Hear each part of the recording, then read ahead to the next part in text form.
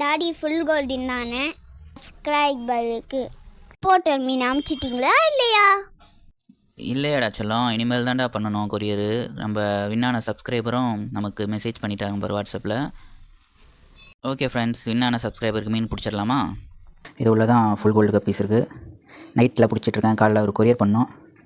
அதனால் நம்ம நைட்டு பிடிச்சி ஒரு டப்பில் செப்பரேட் பண்ணிட்டா மீன் வயிற்றில் இருக்க கழிவுலாம் ஃப்ரீ ஆகிடும். அதான் ப்ரொசீஜரு. டெலிவரி அனுப்புறதுக்கு முன்னாடி அது பண்ணணும். சரி வாங்க பிடிச்சிடலாம். இங்கே பாருங்கள் ஃப்ரெண்ட்ஸ், ஃபுல் கோல்டு கட் பீஸ்லாம் இது உள்ள தான் இருக்காங்க ஃபுல்லாக. சரி வாங்க அவருக்கான மீனை பிடிச்சிடலாம்.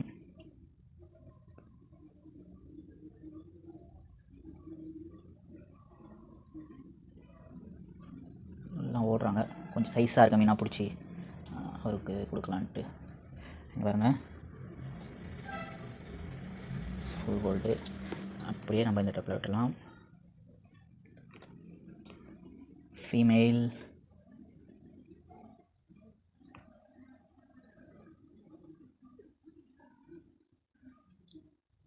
இது நல்லா சைஸாக இருக்குது, ஜம்ப் ஆகுது.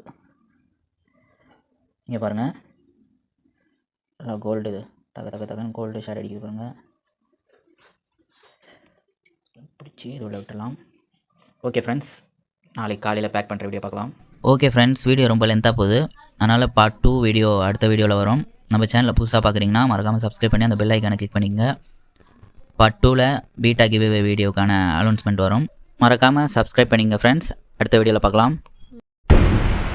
ஓகே ஃப்ரெண்ட்ஸ், இந்த வீடியோ பிடிச்சிருந்தா லைக் பண்ணுங்கள், ஷேர் பண்ணுங்கள், கமெண்ட் பண்ணுங்கள். மறக்காமல் சப்ஸ்கிரைப் பண்ணிக்க நண்பா.